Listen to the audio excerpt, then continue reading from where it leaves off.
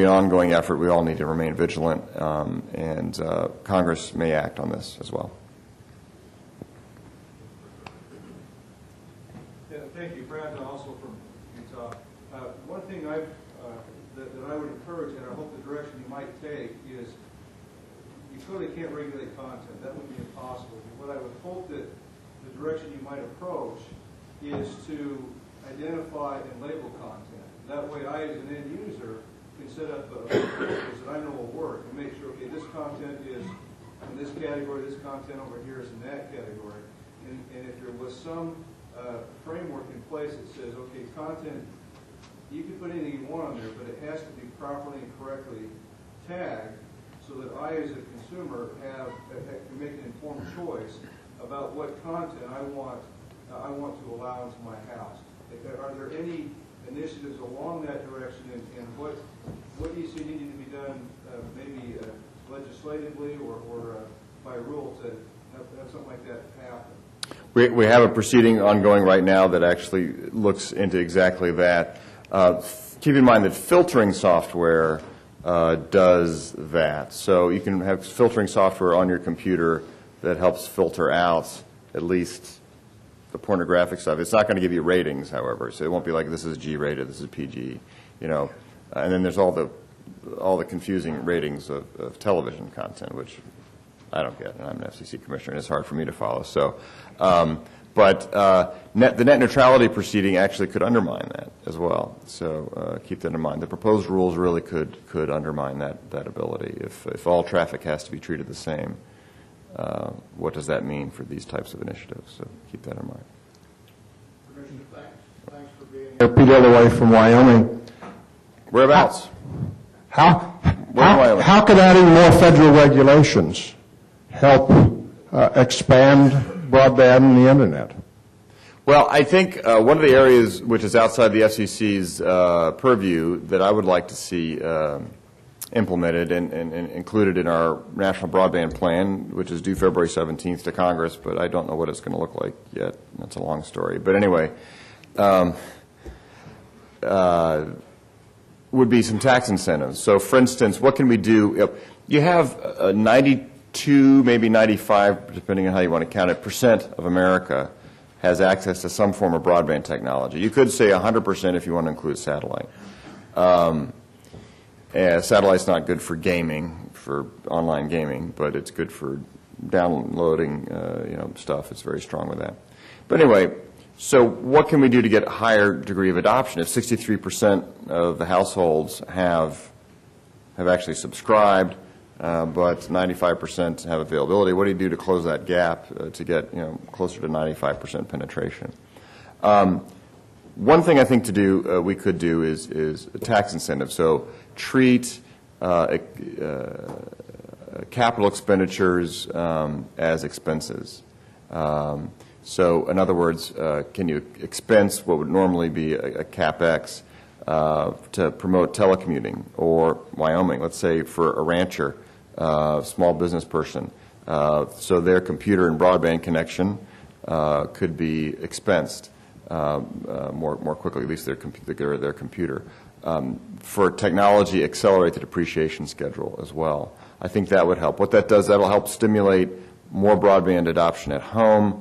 And if there's more broadband adoption at home, that is going to give an incentive to the companies that provide broadband connections to build out to those homes fatter and faster pipes. So the more use you have, hopefully it becomes a virtuous cycle. So I think that's the number one thing we can do. And I really think we need to look at the adoption side as much as anything else, but let's also make sure that $70 billion investment in broadband infrastructure this year that I referred to in my speech, let's make sure that number goes up and not down. Let's make sure what we don't do is to lard on the backs of network operators regulations that might slow them down. President Reagan had a great quote he always used to like to say, which is there are those who, if they see something moving, they'll tax it. If it keeps moving, they regulate it. And when it stops moving, they subsidize it.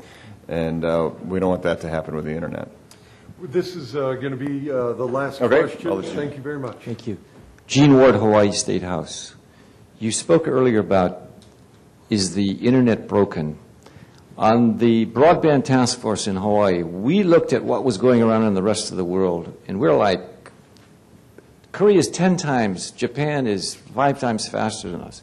Is it about speed that you're not speaking of, or that's another issue, or broken versus meaning something else? But speed is a big concern, and how are we going to catch up with the rest of the world? Even third world countries are surpassing us. Which third world country is faster than us? Korea is not a third world country. Some Asian countries that are may not in the OECD yet, but they're catching up really, really quickly. I mean, if Korea is 10 times faster than us and it was third world 10 years, 20 years ago, I think we have to be concerned. So speed, fatter and faster pipes, I talked about that in the speech. What can we do to incentivize? We've talked about just now to encouraging adoption.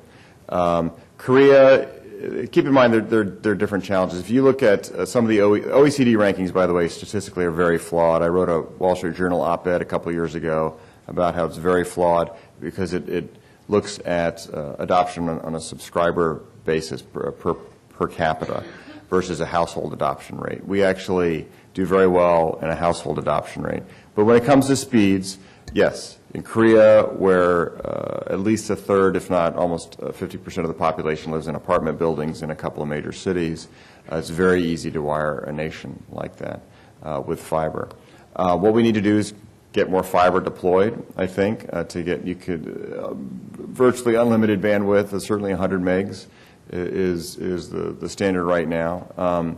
With cable modem, so cable reaches about 92% of the American population through basically a software loading an upgrade called DOCSIS 3.0. You can get speeds of 100 megs as well. That's been slow to come, so what can we do to incentivize that? So it sounds easy to load software, but it's actually technically more complex in the cable world.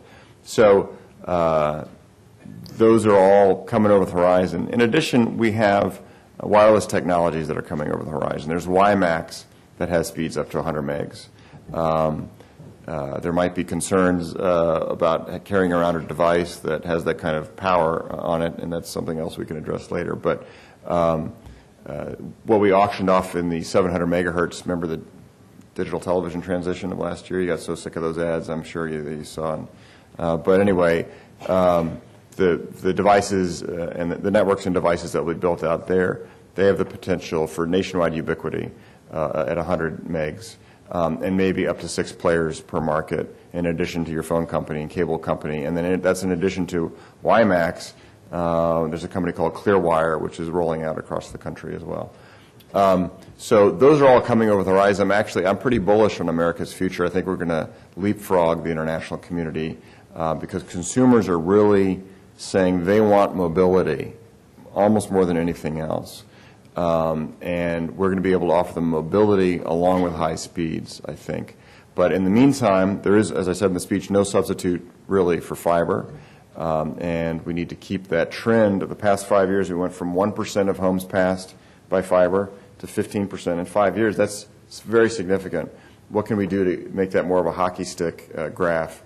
And that's to encourage more capital investment. Last point on the international stuff, too, is keep in mind, if you go to outfits like speedtest.net and others, there are advertised speeds in Japan and Korea, and there are actual speeds. And just like with a car, your mileage may vary. Sometimes we hear they're at 100 megs. Sometimes they are, sometimes they're not. They also suffer from congestion problems and other such things. But certainly, as I said, we're Americans. We should never be satisfied. We should always be putting the spurs to our steed, our broadband steed, to go faster. And that's what I'm looking to do.